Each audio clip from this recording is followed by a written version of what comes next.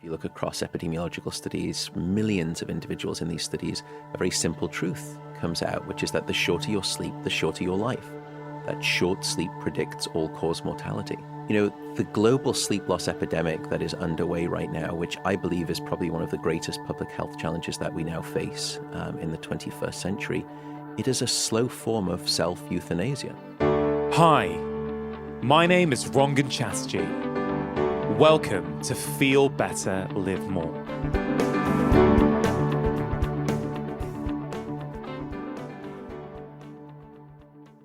If you are a regular listener of my show, you will know that the usual pattern of release for this podcast is a new conversation every Wednesday and a shorter 10-minute bite-sized episode every Friday. But over the next few weeks, what I've decided to do is re-release some of the most popular podcast episodes to date at the weekends. Now, the reason I've decided to do this is because at the moment, there are a lot of new listeners coming to this show.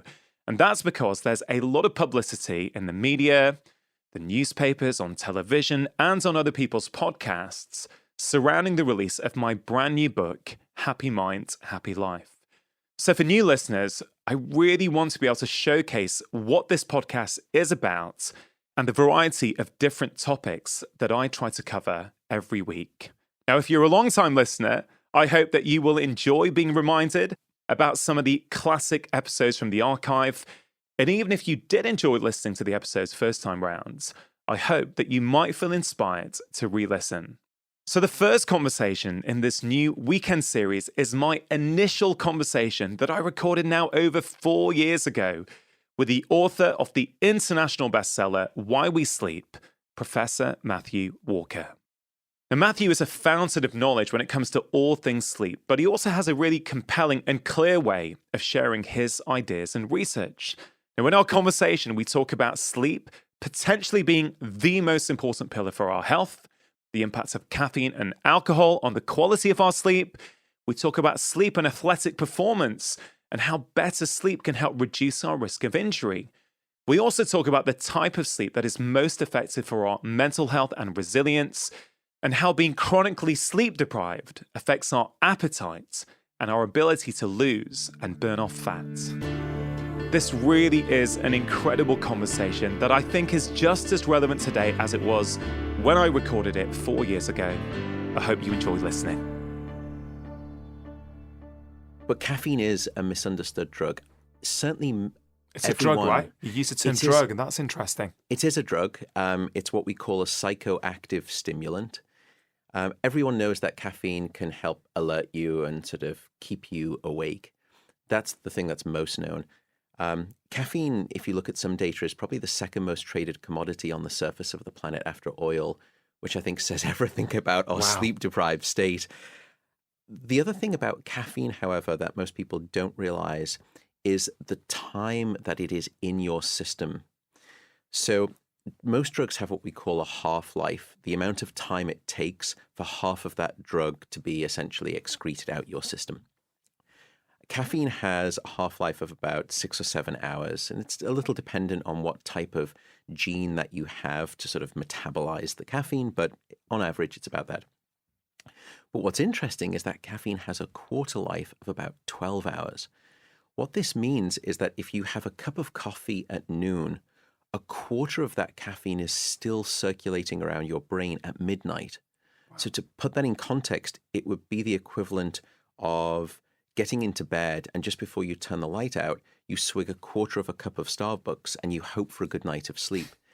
You would never do that because, but that's exactly, unfortunately, what people do, completely innocently by drinking caffeine, still too late in the afternoon. Yeah, it's a huge problem. I think it's a big problem in society.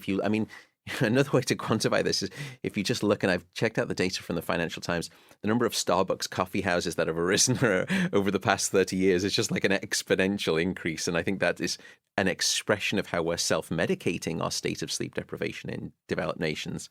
And well, cafe culture is just growing it, exponentially now, right? It's the new, I talk about something, it's almost like a new pub culture. It's cafe culture. Yeah. You hang out with your friends, you meet up, you get your drink.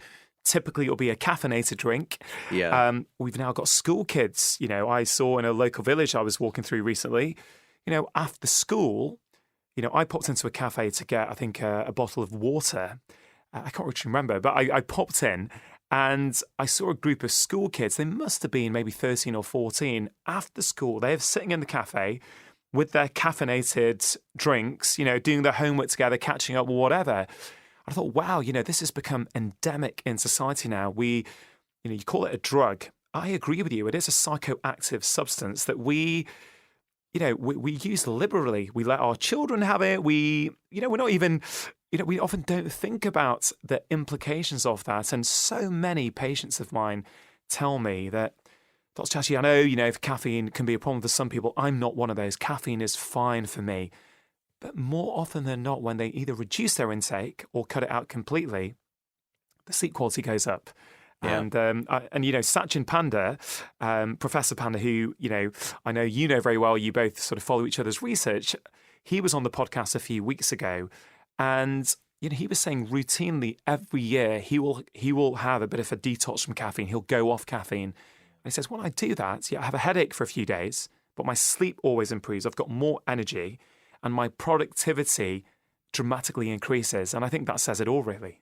It does. And a number of points that you made that I'd love to circle back around to. Firstly, caffeine is the only psychoactive stimulant that we do give to our children readily, which, is, I think, a concern. And I'm not trying to be sort of, finger pointing or finger wagging. Again, I think it's just that parents probably don't understand the impact of caffeine in that regard. I think the second point comes on to your comment of some people say, look, I'm one of those people who can drink a cup of coffee in the evening, have an espresso after dinner, and I fall asleep fine and I stay asleep. Now, even if that's true, there was an alarming study that was done where they gave people just one single cup of coffee, a dose of 200 milligrams of caffeine, standard cup of coffee. And then they measured the quality of their deep sleep by tracking these big, powerful brain waves, these glorious, beautiful deep brain waves that bathe all of our brain during deep sleep at night, and it helps also restore the body. And what they found was that just one dose of caffeine in the evening decreased the amount of deep sleep by 20%. Now, you would have to normally age by about 15 years to produce that type of a deficit in your deep sleep, or you can do it every single night by having a cup of coffee. And what's interesting is that those people will wake up the next morning. They won't remember waking up because they may not have woken up, but the quality of their deep sleep was so poor that they will still then feel unrestored and unrefreshed by their sleep. I need more caffeine. And so here is the irony that now they're starting to reach for 2 cups of coffee rather than 1, and so develops this dependency cycle, this sort of addiction spiral, as it were. So I think people are perhaps unaware of the true impact of caffeine, how long it sticks around within your system, and even if you feel that you're immune to that evening cup of coffee, how it will still impact your sleep, even though consciously you know nothing about it. Well, I think, you raised a really important point there, Matthew, about, knowledge and awareness. None of us are pointing fingers. I understand caffeine is everywhere. I probably used to overdrink caffeine, and I've altered my behavior as I've learned more and more about the research.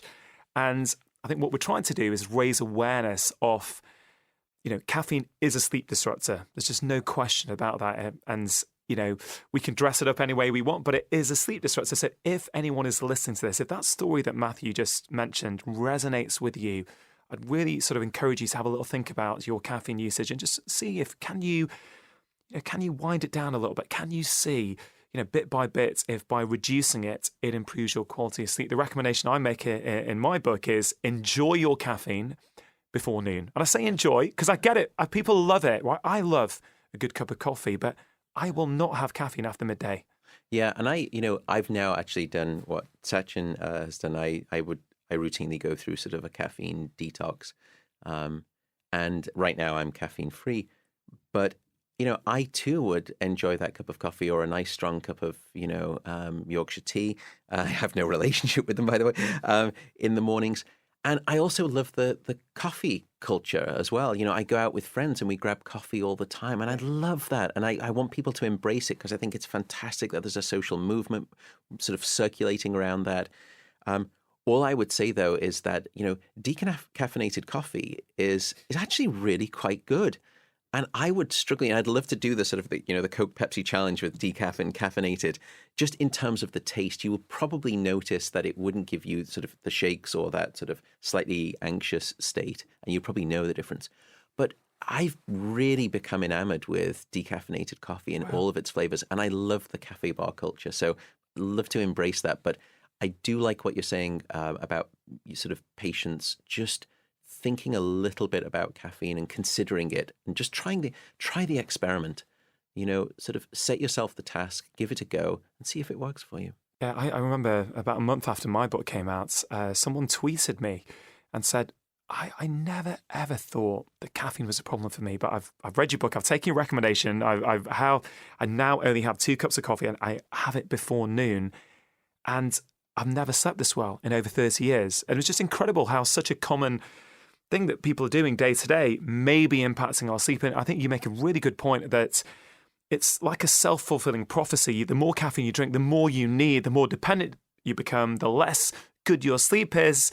And it just continues. I think we also have to highlight, we're talking about coffee, but I think tea would be similar because it contains caffeine. Green tea, a herbal tea that often people switch to when they're not having tea or coffee, is also a highly caffeinated drink, so may affect you.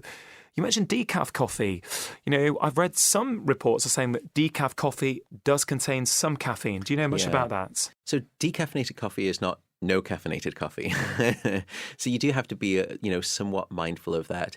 And they looked, and you can sort of search around on the internet. There's some good sites that will describe exactly how much. Some brands have very little caffeine at all. Other brands, however, I was surprised to find can have up to 20% caffeine in. So you have 5 cups of those, and you're well on your way to a standard cup of coffee. So you do have to be a little bit careful. But it's certainly a good way if you're thinking about trying to come off caffeine to sort of psychologically still treat yourself with that exactly pleasure. And it tastes great, right? Yeah, it does. It really, it's not too bad. So caffeine is something that a lot of us do in the morning. We're also going to talk a little bit later about alcohol, which is something that people often use in the early evening or late evening to help them unwind for bed. But before we go deep into alcohol, because I think that's something that people are incredibly fascinated about, because I think that whole term of a nightcap, people, it's there in our vernacular now, how it's something that can help you just slip off into sleep. Or can it? We'll find out shortly. But, listeners to my podcast know that I talk about these 4 key pillars of health that I think have the most impact on the way that we feel, but also that we've got some degree of control over. Food and movement, which people have been talking about for years, but also sleep and relaxation. Now, in your book, right at the start, you make a very powerful case why sleep is the foundational pillar of health.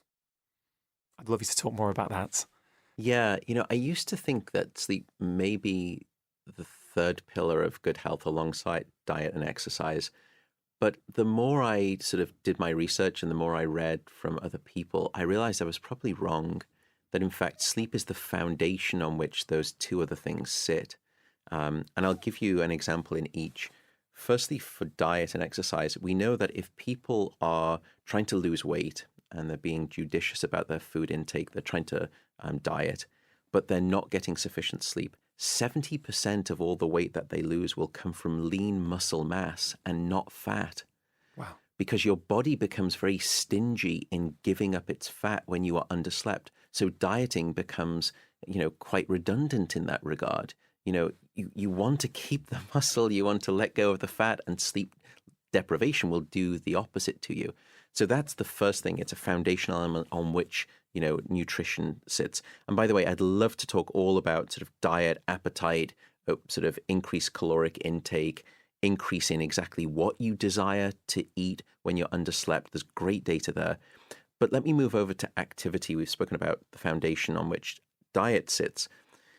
When you are not sleeping sufficient amounts, firstly, the likelihood that you will actually exercise decreases significantly. Your motivation to be physically active drops away. Even if you are physically active, the intensity of your workout will not be as strong, so it's less effective and less efficient. Your things like your vertical jump height, your muscle contraction strength, even the exchange of carbon dioxide and oxygen in your respiratory systems, they get worse when you haven't slept. Wow. What's even more frightening, however, is that your risk for injury increases when you are exercising but not well slept.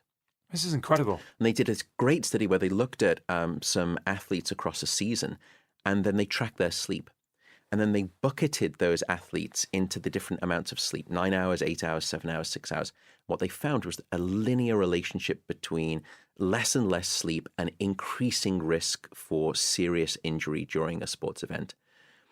So there is yet another demonstration of how even if you're trying to be physically active but not getting sufficient sleep, it can be harmful. The beauty of that part of the relationship, and the same for diet, is that it's bidirectional.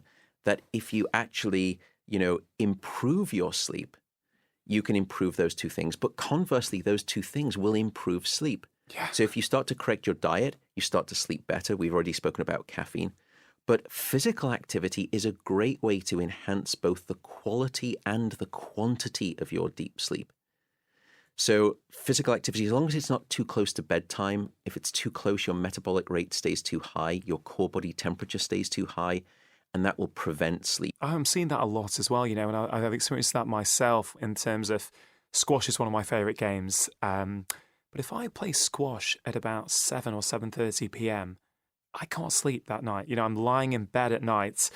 I know it's about 5-ish for me, really is the last time I can go on the squash court, have a great workout, have an enjoyable game, and everything seems to have sort of gone back down to normal before I try and sleep at night. And I'm seeing that a lot with patients, which again, if people are after work, they're trying to fit their workout in, it becomes challenging because the modern world is making it sometimes quite tricky for us to live in harmony with our natural circadian rhythms. Yeah. But I see that a lot. Working out intensely in the evening is a problem. Have you done research on that in your lab? So we've looked at this with body temperature too, and I understand that people, I still want to celebrate and embrace the idea of people exercising. I think that's critical. And even if it's late into the night, best not to do that. But if you do that, a good way to try and solve the higher core body temperature is to have a bath or a shower right before bed. And a hot bath, right? A hot bath is best, or a hot shower, because what happens is that all of the blood comes to the surface of your skin. You kind of get nice rosy cheeks. And that acts like this huge thermal radiator, taking all of the heat out of the core of your body.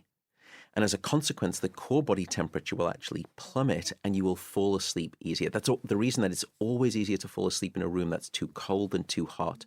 Too cold is taking you in the right temperature direction for good sleep. So if you do have to work out at some point late into the night, you can try that trick. But for the most part, try and get your workout in a little bit earlier. It's a great tip, though, for people, because I know there'll be many people listening to this who probably do try and get their workout in the evening. So that's a great little tip that they can put into practice to see if they can, ensure that workout doesn't hinder their ability to get good sleep. As you were talking about vertical jump, and as a sportsman myself, I sort of, this really, gets me excited to think, actually, can you improve your performance by sleeping more? And immediately what came into my head is an interview. I think it was an interview, or maybe I heard this comment. I mean, you may know more about this, but I have heard that Roger Federer may get, I think he's been on record to say he gets 12 hours of sleep a night. I don't know if that's true or not. Have you heard about that at all? Yeah. So he does. He gets about 12 hours of sleep. And if you look at lots of sports athletes, LeBron James, the basketball player, he suggests that he gets somewhere between 10 and 11 hours. He splits that. He has a nap routinely during the day of about an hour and logs about sort of 9 to 10 hours at night. Usain Bolt, he says he never gets anything less than 9 hours. And I believe for one of his world records, he had only been awake for about 35 minutes because he'd taken a nap. Oh, I love it. Right before, I think it was an Olympic gold and a world record that he broke. and he'd only been awake for about 35 minutes because he'd slept. And this is what I do some consulting now for some Premier League football teams as well as NBA, NFL in the United States, because they're starting to realize that sleep is probably the greatest legal performance enhancing drug that you could ever wish for. And it's not just in terms of preparation for exercise, by the way, for which it is spectacular. It's also about recovery. And that's one of the places where I see a lot of their sports physios perhaps not recognizing what they can do with sleep. Yeah. They front load it about before the game, which is great. But often when teams are playing, they're playing multiple games. It's about a season, and it's all about maintaining their players' health. And that recovery period after a game before you play the next game is key. Players will dive into baths of ice to try and reduce swelling and inflammation. Sleep is a critical part of that sports equation. You need sleep on both sides of that. So it's fascinating. Just I say it just for people who are, really interested in being physically active, maintaining their peak performance. Make sure that you also consider sleep after being physically active as well. When we talk about peak performance, everyone's looking for peak performance these days. Of course, those guys are athletes, right? So their idea of peak performance is probably, when Roger Federer is playing in a Grand Slam tennis match, he wants to be operating at peak performance. But, Joe Public also wants peak performance in their lives. They want to be able to wake up feeling refreshed, maybe get their kids to school without there being a whole load of arguments at home because everyone's underslept and tired. Yeah. They want to get to work and perform well in their job, so they feel that they're contributing to whatever work they're doing. They're operating at a high level. So, some people may think, Roger Federer, LeBron James, yeah, sure, great for those guys, but, I don't need as much sleep as them. So my question would be, what can we learn from those guys then in terms of how they prioritize sleep? How much sleep do we need every day? But also, in episode 14 of this podcast, it was a few episodes ago, I interviewed Nick Littlehales, who for many years has been advising clubs like Manchester United, the England football team, and he talks about this idea of 90-minute sleep cycles. I don't know if you've read his book or you're familiar with Nick's recommendation, but I find it, he talks about this whole idea of 5 90-minute cycles that we need throughout the day. And I know some people found that quite helpful to take the pressure off them at night. So quite a few questions there, Matt, but I wonder if we could try and go into those areas a little bit. Yeah, so right now the recommendation is for most adults, get 7 to 9 hours of sleep. And to get 7 hours of sleep, you probably need at least a 7.5 hour sleep opportunity. I think that's what many people miss in recommendations from sort of experts. They say, get your 7 hours of sleep. So people think that means, well, if I go to bed at, 11 p.m. and I wake up at 6 a.m., then I've got my 7 hours of sleep. That's not true. You probably will have only logged about sort of 6 hours and 40 minutes, and that's not enough. So you need to think about the sleep opportunity time as being probably around about 8 hours optimally. What we also know is that once you get below 7, we can start to measure objective impairments in your body and in your brain as well. The problem is that most people don't realize that they're sleep deprived when they're sleep deprived. This is a big problem with sleep loss. And, the analogy, I guess, would be a drunk driver at a bar. They've had a couple of pints, maybe a few shots, and they pick up their car keys and they say to you, look, I'm fine to drive home. Yeah. And you say, no, I know that you think you're fine to drive home, but trust me, you're not. You are objectively, you're impaired. It's the same way with a lack of sleep, that our subjective sense is a miserable predictor of objectively how well we're doing with a lack of sleep. And I think that's one of the issues that I try to sort of help dismiss in terms of a notion. I think the other thing that's problematic too about getting too little sleep is that your baseline level of how you think your health and your wellness is just becomes chronically low, and you accept that as if that's just where I am in life. This is just me. This is as good as it can be. And people don't realize that if you're to change something like sleep or stress or diet or physical activity, there's actually a better form of you waiting on the other side of those things. Absolutely. It just requires perhaps, some knowledge and an invitation to go there. Matthew, I call this podcast Feel Better, Live More for a reason. And it really just echoes what you just said then. When we feel better by, prioritizing sleep, by, looking at these other pillars that I talk about, we get more out of life. We're a better version of ourselves. We have better relationships. We have, much deeper, more meaningful interactions with the world around us when we're feeling better. And I guess you would argue that when we sleep better, we live more.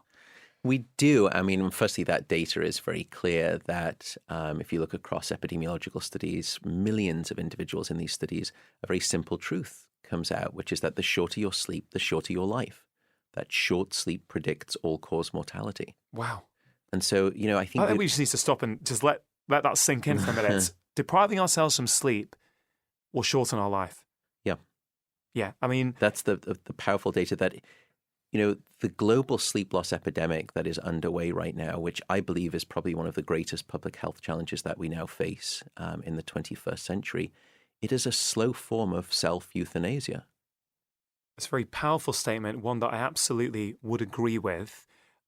Have we, as a society, put too much focus on the right food and the right physical activity at the expense of sleep?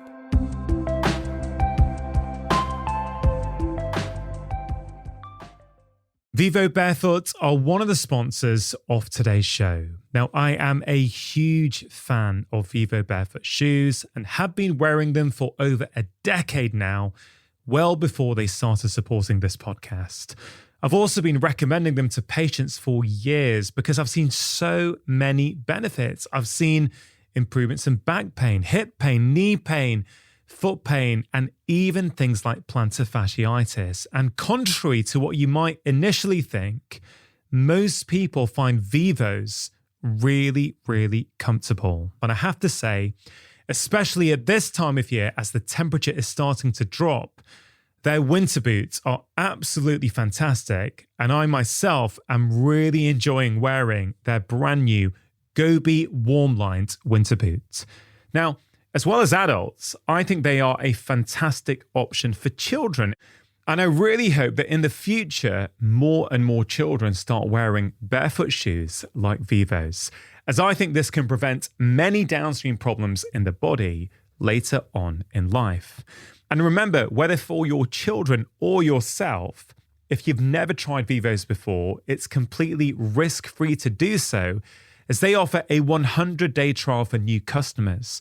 So if you're not happy, you just send them back for a full refund. If you go to vivobarefoot.com/livemore, they are giving 20% off as a one-time code to all of my podcast listeners. Terms and conditions do apply. To get your 20% off code, all you have to do is go to vivobarefoot.com/livemore.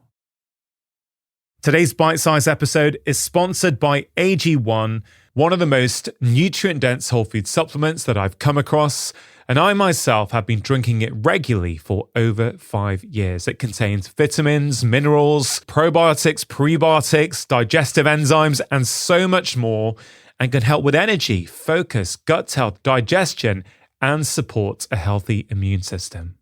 For the month of April only, AG1 are offering a free morning person hat, bottle of vitamin D, and 5 free AG1 travel packs with your first subscription.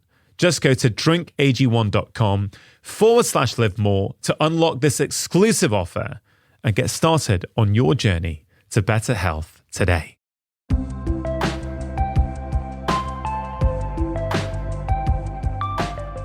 Yeah, it's a great question. I've thought about this a lot.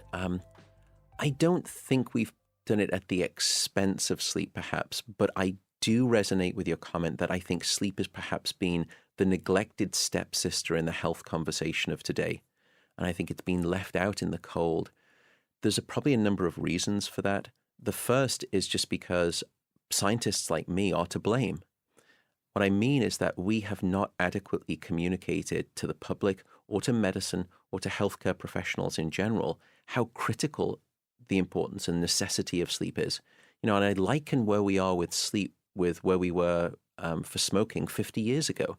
All of the science was there, but it hadn't trickled down into the public knowledge base or even into medicine. That's what you do so great with your book, is you're bringing that awareness to the general public all over the world, which is fantastic. And that was part of the motivation for the book. I could see the disease and sickness and ill health that was caused by insufficient sleep. And there wasn't, there wasn't a blueprint guide. There wasn't some kind of a manifesto for sleep.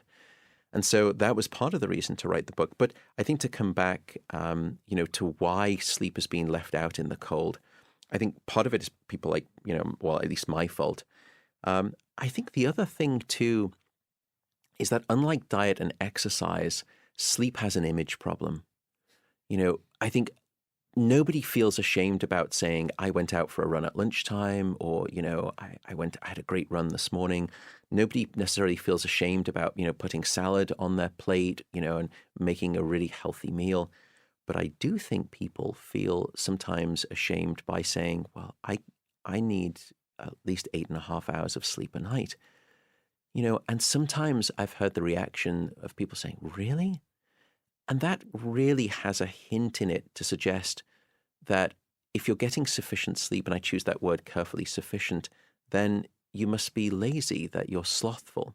Yeah. Because we've tagged and we've associated this thing called necessary sleep with that luggage of, something to be ashamed about. And in fact, if anything, what happens is that people have this braggadocio attitude, this almost sort of sleep machismo attitude, that you're very proud to tell people how little sleep that you're getting, as though it's, a badge of honor. I see that in some people, not all people, but some people. So I think to change that part of the sleep discussion and bring it into the health equation, we need to destigmatize sleep in a way too. I think those are at least two of the reasons why it's being left out in the cold. Yeah, absolutely. I mean, I've shared this before on the podcast that a few years ago, for me, it was probably when I had kids, actually, because my kids were early risers. And, that's the understatement of the year, that they were early risers. But I realized that if I didn't alter my going to bed time, I was going to be exhausted every single day, which is what was happening. And I sort of altered my whole sleep schedule a few years back. And it's something now that I really do prioritize. I will have a shut-off time in the evening, after which I'm not on my computer, I'm not working. I will wait, because I know that if I don't do that, the next day I won't be performing at anywhere near the level I want to.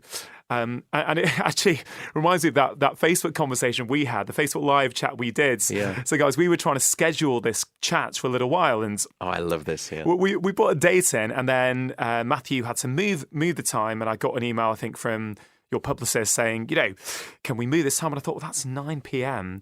UK time. Man, that's really late, because, I've just written a book saying how important sleep is as well. And I'm, trying to educate and inspire my audience that actually these things are really important. So I actually declined your very kind invitation to do it at 9 p.m. I just actually asked to see if we could change the time. Yeah, you probably didn't know. Yeah, I certainly wouldn't have suggested. Yeah, I said, guys, look, if we chat between 9 and 10 and we talk about how detrimental sleep is and, and all the problems associated with it, yet we're doing it late in the evening for my UK audience. I'm going to expose everyone to blue light in the evening, right, on their devices, emotionally work them up before bed. I thought, actually, you know what? Let's just decline that and do it at another time. So I thought that was quite nice. Yeah, that was great, wasn't it? It was just, for someone to embrace, sort of and practice what they preach. And, and I think for the two of us, a lot of people, of course, will ask me, well, so how much sleep do you get? And I will tell them that I do honestly get a non-negotiable 8-hour sleep opportunity every night. And I'm not trying to be, a poster child for sleep. I'm not trying to just sort of promote the book. If you knew the data as I do, and as I hope people will after reading the book, honestly, you just would not choose to do anything else. And, I don't want to live a shorter life, and I don't want to live a shorter life that is filled with disease or sickness. And from everything I can tell, sleep is perhaps one of the most democratic, freely available, efficacious forms of health insurance that you could ever wish for. And as a consequence, the reason I get that much is because for selfish reasons, I just want to be alive and well for as long as possible. And I think, it's interesting hearing you say why you prioritize it. Again, it's selfish is the wrong word, but it's for self-preservation reasons. And one of the things I actually, if you don't mind, I know this is your podcast and you're interviewing Matthew, me. But talk about whatever you want. But away. I would love to just ask you the question because when I saw the title of the book, and I saw that there on the front cover was this word called sleep, and it was on my book on the front cover of your book. Yeah. There was this thing called sleep: relax, eat, move, and sleep. And I well imagine that the first three would be there, of course, from an eminent clinician, but I was surprised by the fourth. I was lovely excited. It was wonderful.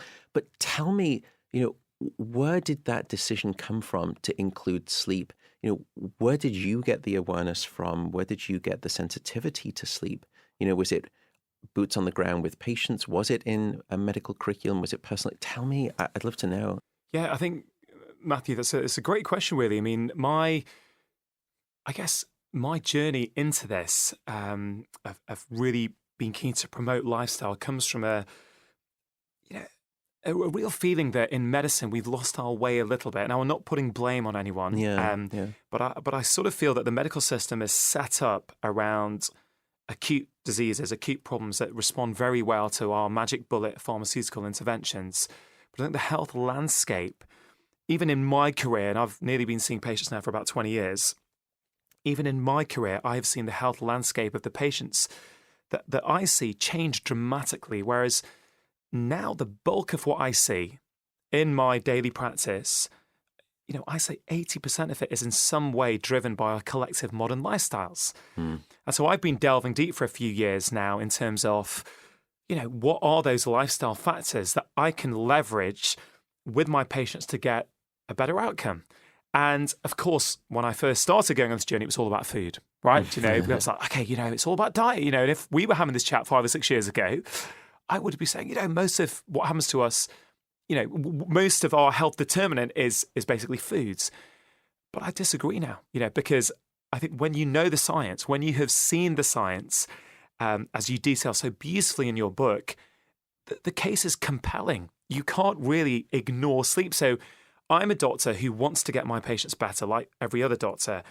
I want to do this in as harmless a way as possible. And I also get very tired of suppressing downstream symptoms. So I want to go upstream as far as possible to see what lever can I turn that's going to have all these downstream consequences. And food is one of those things that, food isn't just calories, it's not just fat and carbs, it's information. It changes our genetic expression. So it's information for the body. In a similar way, physical activity can change hormones, can change genetic expression, all these kind of things. And, so obviously that's food, that's movement. Relaxation is a whole piece about stress, which, some research is showing that up to 90% of what we see in primary care may have stress as a factor, which is incredible. But I always felt I was missing one piece off the puzzle. And, I would see, like if we take autoimmune disease as an example, when I see my patients, I often do what's called a timeline. And I look, I say, okay, you've got symptoms here today, but let's look at your whole life. Let's see what's been happening sequentially. Because I don't think a lot of these chronic conditions just happen overnight. There's been a build-up for a period of time, for a period of years. And I would often see with autoimmune conditions that, just a few months, sometimes just 1 month before the onset of symptoms, I would see I would often see a really stressful episode happen that would reduce the quality of people's sleep, and then I see symptoms come on. Yeah. As a doctor, I always want to learn from my patients. So, your question is, where does this come from? Well, primarily it's come from listening to my patients and listening to the stories that they tell me. Because, you're, one of the world's eminent researchers in sleep. I love research, but I also love real life. What happens at the coalface when I'm seeing patients? What did they tell me is working? What did they tell me they're struggling with? That also influences a lot of my recommendations as well as the science. If you can marry those two together, I think that's when we can make a real difference with people. And I also went to a conference in San Diego about 2 years ago, and the whole conference was on sleep and relaxation and rest. And I think it was Phyllis Zay. Do you know Phyllis? Phyllis C. Yeah. Phyllis C. Yeah. She gave a couple of keynotes there. And I thought, God, this really is whetting my appetite. It's really reinforcing what I'm seeing in my practice. As I say, when you look at the research, I thought, well, how can I write a lifestyle book that is to empower people to take control of their health and not cover sleep? I can't do it. I just can't do it. What's so interesting about that is, you had, all of this time at medical school in practice, and it took a conference, that you, through your own sheer interest and desire my own to try money, my own sort of annual leave to go and do this stuff because I'm interested. That's where you got your sleep education. And, that strikes me as so, unfortunate. I want to work with medical systems to try and increase, a sleep education component, because wouldn't it be wonderful if all of our primary care physicians here in the United Kingdom were, as sleep aware and sleep motivated as you are?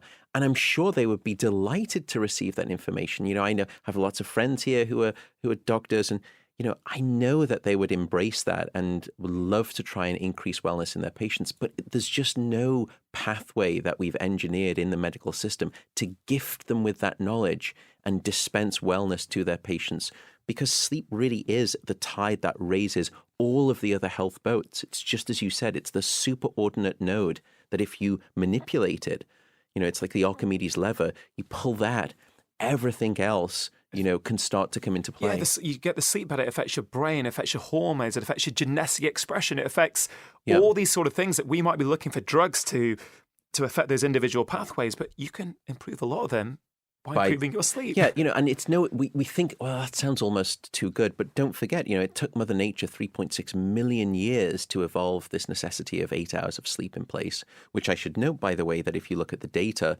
back in the 1940s, the average adult was sleeping about 7.9 hours of sleep.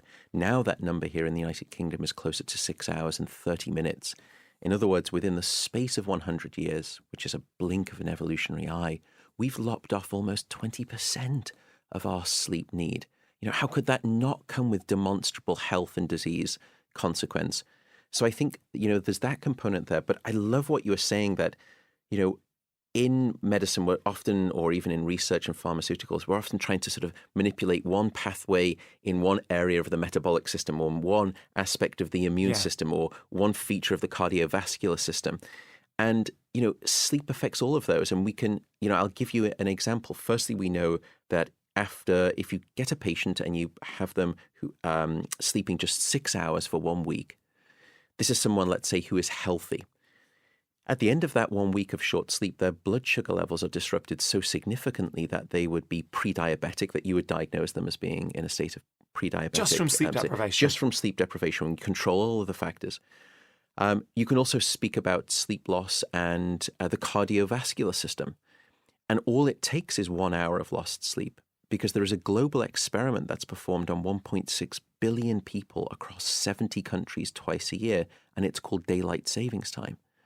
Yeah. And it turns out that when you look at that data in the spring, when we lose an hour of sleep, we see a subsequent 24% increase in heart attacks as a result. It's just incredible. But in the autumn, when we gain an hour of sleep, we see a 21% reduction in heart attacks. So the data's there on a global level, isn't it? Just from that. It's striking, and you can even think, you speak a lot about, the immune system. It's so key for our health. So tell us, what does sleep do for the immune system? So firstly, we can look on both sides of the coin. What happens when we don't get enough sleep? Firstly, we know that people who are sleeping 5 hours a night are 4 times more likely to catch a cold than those people who are sleeping 8 hours or more. Wow. Striking study, very well controlled study. We also know that it doesn't take 1 week of, short sleep deprivation. 1 night is enough. What we've found is that if you take healthy individuals and then we limit them to just 4 hours of sleep for 1 single night, what we see is a 70% drop in critical anti-cancer fighting immune cells called natural killer cells, which are these wonderful sort of immune assassins that, help decrease our, cancer risk. Yeah. And help us fight infections. And fight part infection. Of our innate immune system. Exactly. Part of that critical innate immune response. Flip the sort of the side of the coin. And now what we find is that when you get sleep, there is a change in what we call the autonomic nervous system, which is sort of this automatic part of our nervous system. And that automatic nervous system is split into two branches. One that is sort of like the accelerator pedal that gets us revved up, triggers the fight or flight response. The other is the brake that sort of calms us down. And when we go into deep sleep, we apply that brake to the nervous system and everything quiets down. Heart rate decreases. Deep sleep is the most wonderful form of natural blood pressure medication that you could ever wish for. Yeah. But one of the other things is that we see as that nervous system quiets down, levels of things like cortisol drop down, that stress-related chemical. And it's during that time that the body goes into an immune stimulation mode. And it's where essentially you're going to restock the armament of your immune army so that when you wake up the next day, you can battle and fight infection. What's also fascinating, and I love this data, and this tells you just how critical sleep is to a fighting for our health.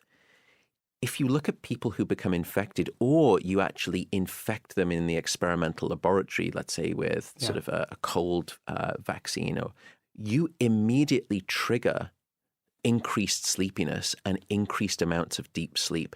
And it turns out that the infection indicates to the immune system that you're under attack, and the immune system will actually signal to the sleep system within the brain, we need more sleep. Sleep is the best battle force that we have right now to combat this assault. And so that's why when you're sick, all you tend to want to do is just curl up in bed and go to sleep. The reason is because your body is trying to sleep you well. It's an appropriate response to what's going on, right? Exactly. So bodies are pretty clever, right? They are remarkably clever. Again, Mother Nature has figured this out. And so she brings up this thing called sleep, which I would argue is probably like the Swiss Army knife of health. Whatever ailment you are facing, it is more than likely that sleep has a tool in the box to try and help fight it. That's so key. Whatever ailment you're facing, guys, if you're listening to this, whatever you're suffering from, whether it's a lack of energy on a day-to-day basis, or whether it's that you're worried about your risk of developing a chronic disease such as type 2 diabetes or heart problems as you get older, what Matthew is saying, what Professor Walker is saying is that sleep, improving your quality of sleep, is going to help you with all these different facets. It's going to help reduce your risk. It's going to help increase your energy. It's also going to reduce your risk of actually getting disease in the future, which is just absolutely incredible. I mean, we are going to move on to tips, because I know many of you will be thinking, okay, this is all great. I'm sort of hearing about all these things that sleep does, but how do I get more? So we're going to come to that shortly. But so much I want to talk to you about, Matthew. I mean, I think we could easily make this like a full day podcast. I'm that fascinated in this. I'd love to return at some point, should you wish me to. Yeah, well, 100%. But I think, what you said about medical school training, I think it's very important, because pretty much everything that I put in here, and then the last quarter of the book is on sleep. I'm not convinced that any of that came from my medical school training. So that was all self-taught from, spending hours on PubMed, reading research, going to conferences, trying to learn more, because I wanted to help my patients more. And I thought, I need to know more about this so I can actually do my patients, and give them a better service. So you're saying that, maybe medical students may get maybe 2 hours or so, and you'd love to sort of try and help that and get maybe a sleep curriculum into medical schools. And this really, I think one of the reasons we get on so well is there's so much synergy in our viewpoint in terms of how we think this needs to change. So what I've done over the past 6 months is develop a brand new course with a colleague of mine, Dr. Panja, called Prescribing Lifestyle Medicine. And it's a one-day masterclass to teach healthcare professionals, but primarily doctors, on the basics of, lifestyle medicine, if you will, as a term. So we go into sleep and we teach this framework where they can simply apply these 4 pillars with their patients.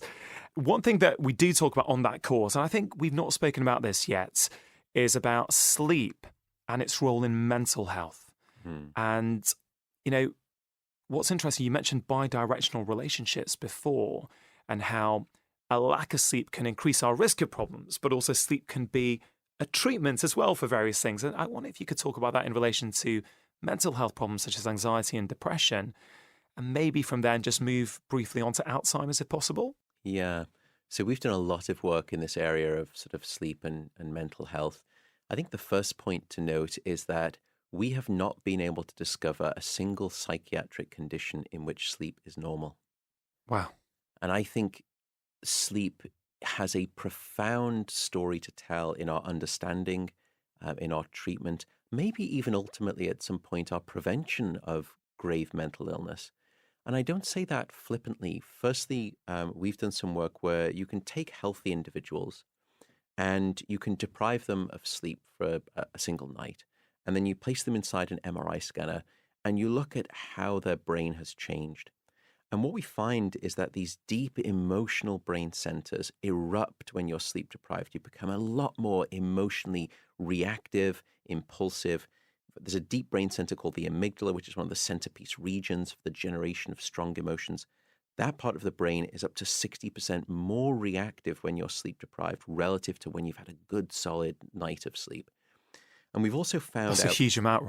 it's a 60%. It's very difficult to usually see that type of a change in the brain without some kind of pathology or drug. And I think sleep deprivation will do it. On an intuitive level, most people recognize that when they haven't slept well, you know, they're just a little bit more reacted to things. That email from their boss, for example, can be easily misinterpreted. You know, they annoyed at me. You suddenly start to see things that aren't there. And I've just, as I mentioned this before, I've just completed my second book called The Stress Solution, which is going to come out in January. And I cover a little bit of this that you're talking about in that to really try and show people that, you know, lack of sleep is a stress on our body. And 60%, that's incredible. Change in the brain, yeah. And I think it really comes, you know, you're absolutely right.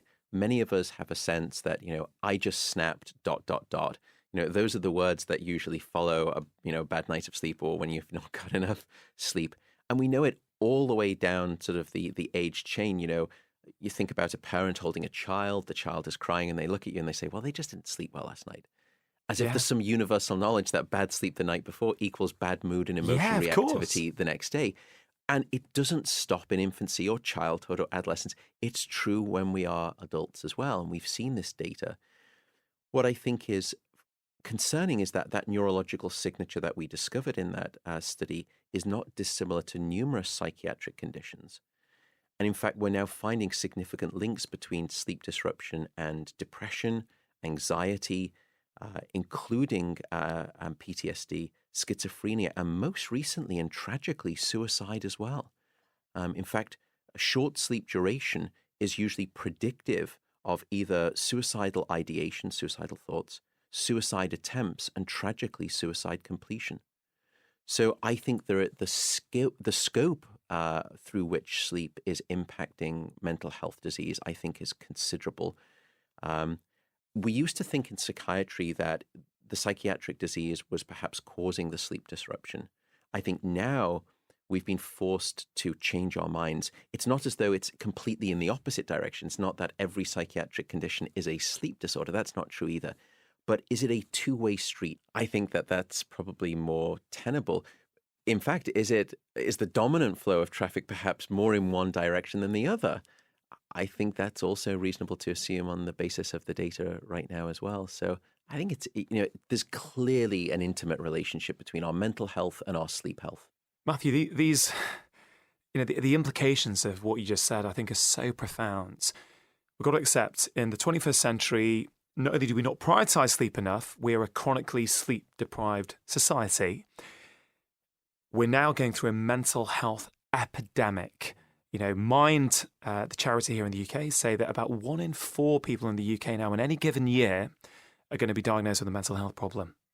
Right, now that's incredible. And when you hear about that research, we think chronically sleep-deprived society, mental health problems on the rise. Yes, there are other factors. Okay, I don't think both of us agree on that. Yeah, we're not trying to say it's all to do with sleep, but what we are trying to say is that sleep is a critical part of the equation and one that we can no longer afford to ignore.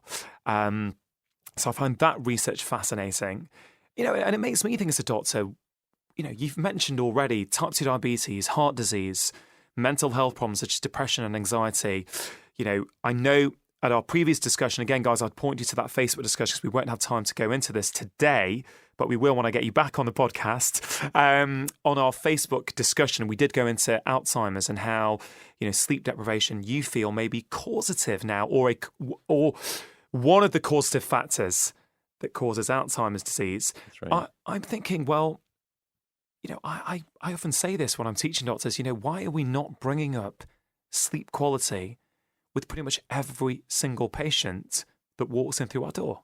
And you could imagine the cost savings to, our economy. In fact, the Rand Corporation recently did a survey, the enormous cost of sleep deprivation throughout a number of developed nations. What they found was that a lack of sleep costs most nations about 2% of their GDP. So here in the United Kingdom, that's £30 billion of lost economic value caused by insufficient sleep. In the United States, it was $411 billion. In Japan, it was $138 billion. In other words, if you solve the sleep loss epidemic, imagine you could almost double the budget for education, or you could perhaps even halve the healthcare deficit. Theresa May just this week, as we're speaking here, the Prime Minister of the United Kingdom, described a £20 billion injection of funds into the national healthcare system.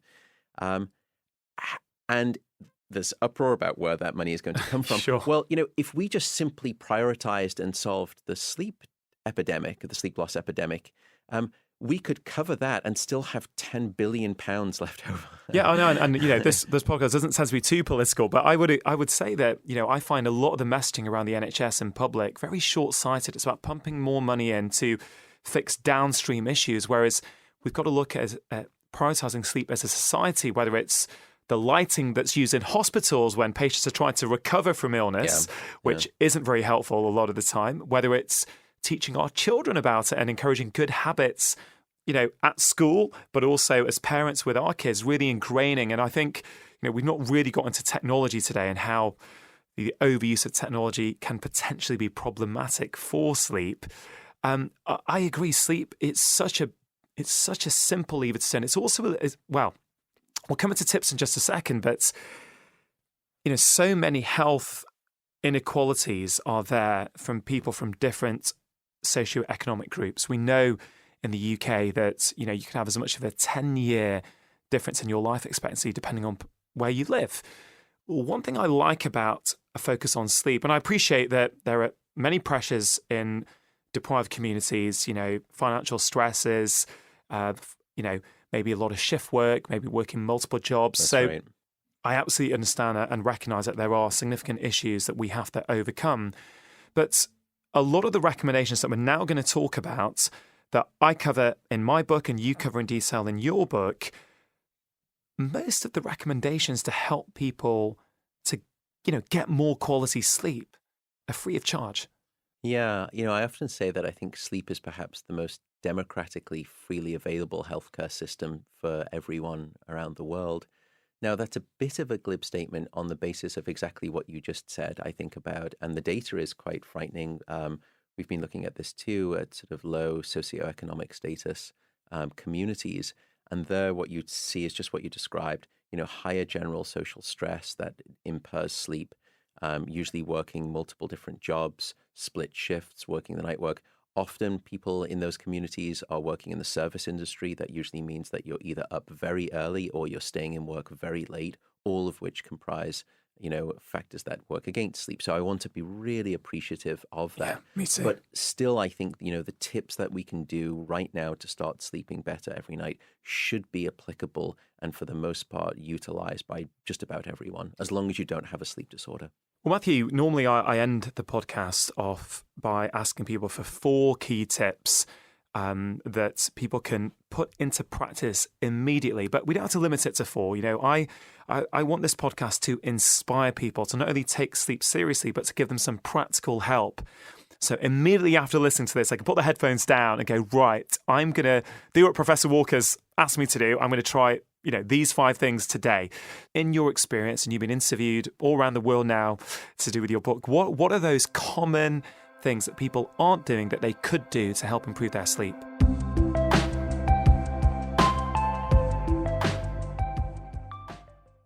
Ever have one of those days when everything seems to go wrong, and before you know it, you've slipped back into those habits you're trying so hard to avoid, like sugar, doom scrolling, and wine? When it comes to making changes in our lives that actually last, most people think the solution is to try harder, but this is simply not the case. In my new book, Make Change That Lasts, I reveal how exactly you can break free from the habits that hold you back. What many of us don't realize is that our behaviors follow our beliefs. So when you change your beliefs, and my book will show you how to do that, you'll spend less time having to think about your habits because they'll happen automatically. Make Change That Lasts, the #1 Sunday Times bestseller, is available to buy now all over the world as a paperback, ebook, and as an audiobook, which I am narrating. And if you've not got your copy yet, what are you waiting for? Ever have one of those days when everything seems to go wrong, and before you know it, you've slipped back into those habits you're trying so hard to avoid, like sugar, doom scrolling, and wine? When it comes to making changes in our lives that actually last, most people think the solution is to try harder, but this is simply not the case. In my new book, Make Change That Lasts, I reveal how exactly you can break free from the habits that hold you back. What many of us don't realize is that our behaviors follow our beliefs. So when you change your beliefs, and my book will show you how to do that, you'll spend less time having to think about your habits because they'll happen automatically. Make Change That Lasts, the #1 Sunday Times bestseller, is available to buy now all over the world as a paperback, ebook, and as an audiobook, which I am narrating. And if you've not got your copy yet, what are you waiting for?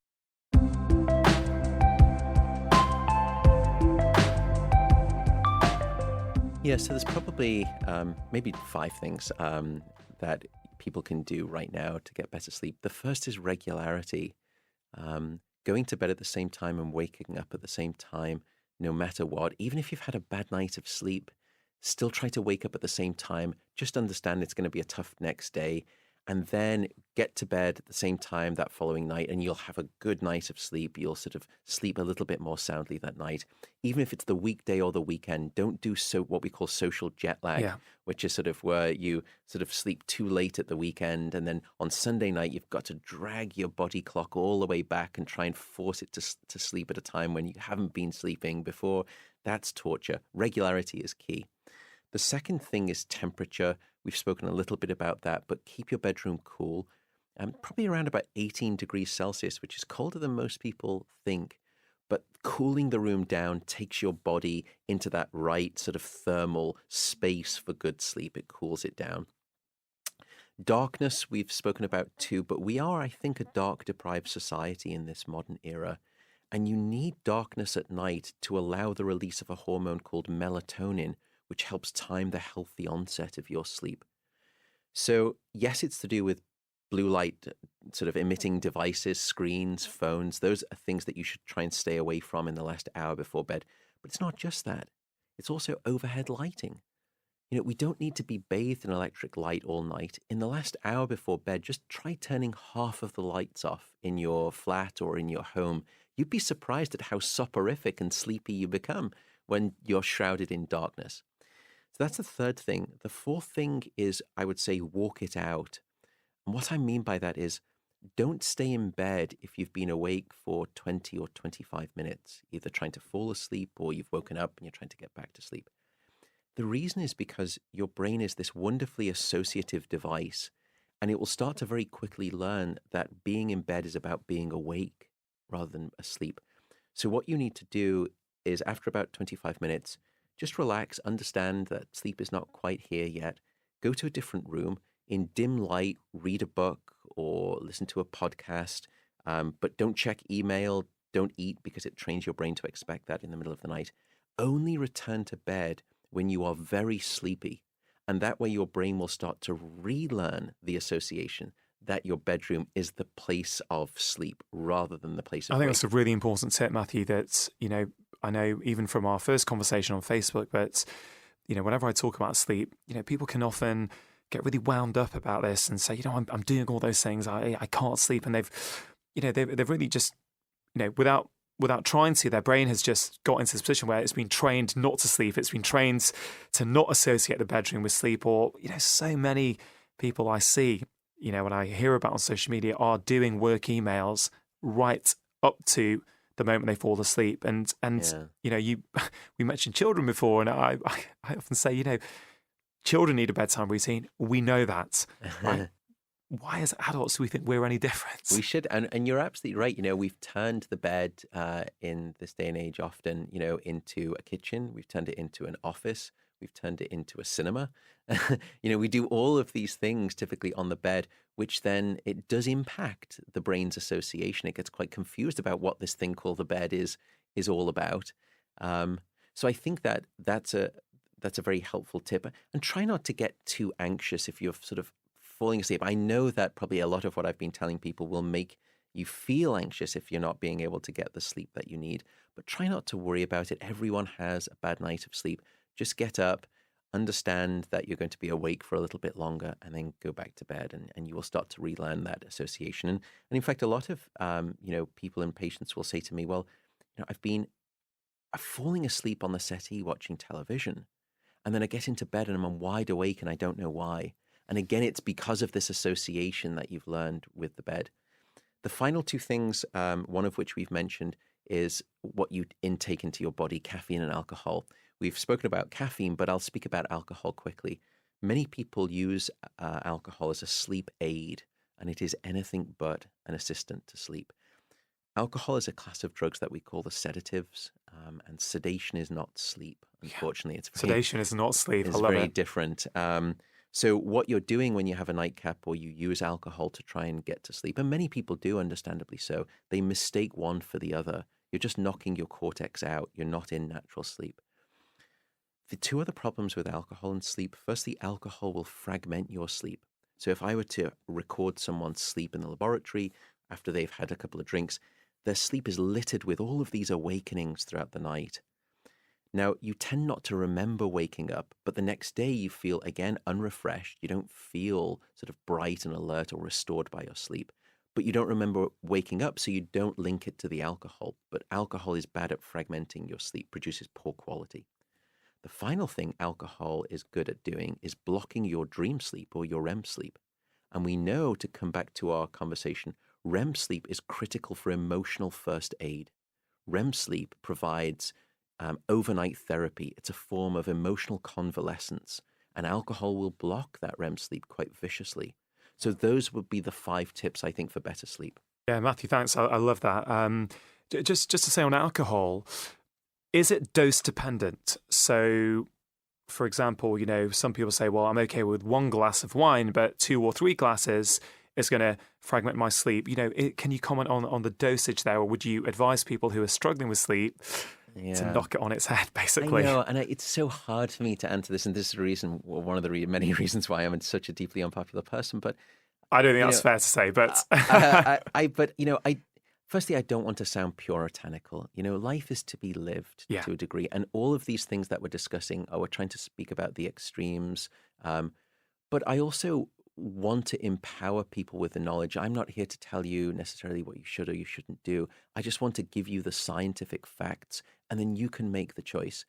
I would say, unfortunately, that even just 1 glass of alcohol in the evening, we can see that, we can measure that. You can measure that in your lab. You can see that you're not getting the same deep level of restorative sleep, even with 1 drink. Even with 1 drink. So I know it's hard, but now, everyone, should, have a social life and sort of, enjoy a drink now and again. I think the best advice would be this: if you're going to bed feeling tipsy, you probably have had too much alcohol in terms of sleep impairment. Well, I think, I so resonate with so much of what you've just said, which is, this podcast, what I do, what you do, it's not about telling people what to do. I've got no interest of telling someone what they should do. I have no right to tell someone what they should do with their lives. Yeah. What I think we're trying to do is to educate people, inspire them, empower them to understand what lifestyle choices they're making and how that could impact their health. And I always draw the analogy with going out, having a few drinks with your mates on a Friday night, people know intuitively that if I go out for a drink on a Friday night and have 3 or 4 pints, let's say, you know what, my Saturday morning might be a bit of a write-off. I may not be functioning as well as I might want to. But you're going into that with that knowledge. You're saying, you know, I know the effect alcohol has on me, but I'm going to get so much enjoyment out of my night out tonight that I'm willing to put up with the consequences. What I think we're both trying to say is, guys, we just want to empower you. We want to help you understand the impact that caffeine might be having on your sleep, that alcohol might be having on your sleep, that the fact that you're on your work emails before you go to bed might be having on your sleep. Do with that information what you will. You know, that's how I would put it. I so agree, because I think, you know, a lot of, you know, what you speak about in your book, which is, you know, far more wide ranging than mine, because I just take one of the things, you go after 4 of the key key pillars, which is so much more impressive. I think it says so much about the difference between me and you, Rangan. But you're a researcher. I'm a clinician, right? There's a big difference, right? There is, but I still think it's a heroic thing. But what I would say, I think, is that, yes, a lot of people are aware of some of these things, you know, like it's good to be physically active, you know, I should try and stay away from drinking too much alcohol. But I also think that there's a lot of what we discuss, you know, I hope in both books, that is perhaps knowledge that people aren't aware of. Yeah. And if only that they were aware of it, they would actually want to do something different. That's the sort of the case that I'm really passionate about, is that people, as long as you know the information and you choose to do otherwise, no problem at all. A lot of people just are either misinformed or entirely, when it comes to sleep, uninformed.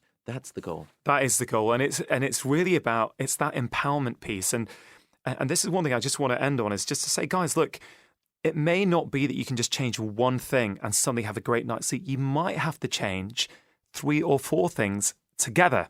You know, that's certainly my experience. It's like, you know, Matthew, you know, you're a researcher, so a lot, you know, you'll do research and showing what caffeine does, on showing what alcohol does.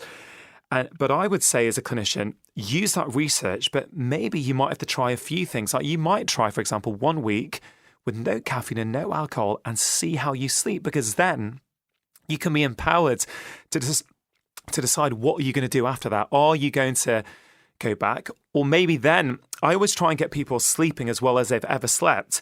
Then they can start reintroducing some of these lifestyle things that they want. And they can say, oh, wow, that's interesting. I felt great last week, but now when I have a 2 p.m. coffee, you know what? I'm not quite as good. Okay, that's going to teach me now that I'm going to knock it a bit earlier in the day, because I think ultimately nobody's going to follow your advice or my advice simply because we told them to. I think it's only when they start to feel the difference themselves, they go, wow, you know, I kind of like feeling good.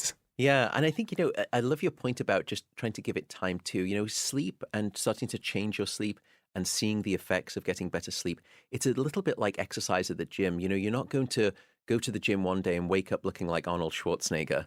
You know, it just takes some time, but if you commit to it, you will see gradual change. And it's the same thing with sleep as well. But I also think, I love the idea of you know, putting sleep in that bedrock place and then starting to introduce the other factors. What's lovely is that many of them will actually fall in place when sleep is stabilized. And I'll give you a good example of diet. We know that without sufficient sleep, 2 critical appetite hormones go in opposite bad directions. One of those hormones is called leptin, which is a hormone that sort of signals to your body you're full, you don't want to eat anymore. The other hormone is called ghrelin, which does the opposite. It says you're not satisfied with your food, you want to eat more. And despite leptin and ghrelin sounding like 2 hobbits, they are actually real hormones. What's interesting is that when you sleep deprive people, or even just limit them to maybe just like 5 or 6 hours of sleep for a week, levels of leptin, which say you're full, don't eat more, they drop down. Levels of ghrelin that ramp up your hunger and say, I've just eaten a big meal, but I'm not satisfied, I want to eat more. That hormone skyrockets when you're underslept.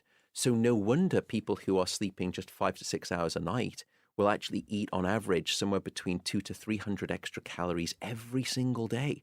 Yeah, it's So you can solve sleep and you will actually start to not want to eat as much.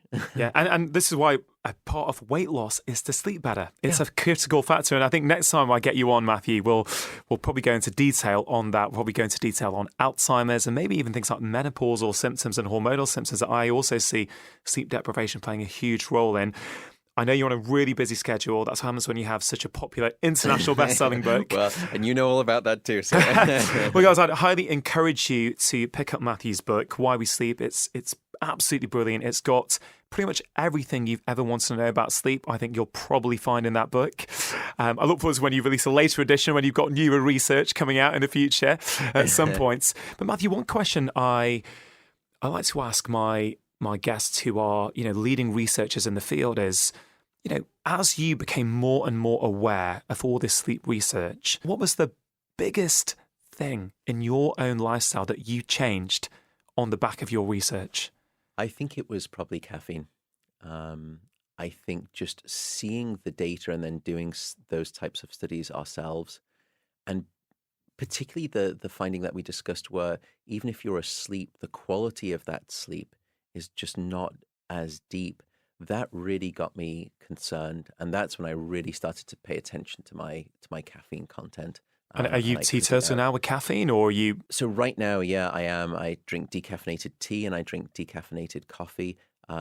I sometimes, I've ebbed and flowed between sort of having coffee in the morning because I do feel it's alerting benefits, but we didn't necessarily evolve to be medicated with caffeine. And I think anyone who's, drinking caffeine at 11 a.m., which on the basis of your circadian rhythm, if you listen to the wonderful podcast with Sachin Panda that you did, your peak of your circadian rhythm is right around sort of the 11 o'clock period. That's when it should be almost impossible for you to fall asleep. But yet, I sometimes look around on an airplane when I'm leaving and half the plane is asleep at 11 o'clock. Yeah. And if you're self-medicating your sleep deprivation at 11 a.m. with caffeine, it usually means that you're perhaps just not getting enough sleep. And that's probably been one of the greatest, I think, influential factors. That and the impact on my productivity. I think that was the most underrated. And it actually forced me to start doing a lot of research on sleep loss and productivity that maybe on a second podcast we could talk about. We can get into, yeah. But, my ability to maintain focus and produce high quality output work is dramatically dependent on the sleep that I've been having at night. Really hope you enjoyed that conversation. As always, do think about one thing that you can take away and start applying into your own life. Matthew did come back on the show for a part 2. That is episode 147. So if you enjoyed my first chat with Matthew, do go back and listen to that episode when you get a moment. Thank you so much for listening. Have a wonderful week. And always remember, you are the architect of your own health. Making lifestyle change is always worth it. Because when you feel better, you live more.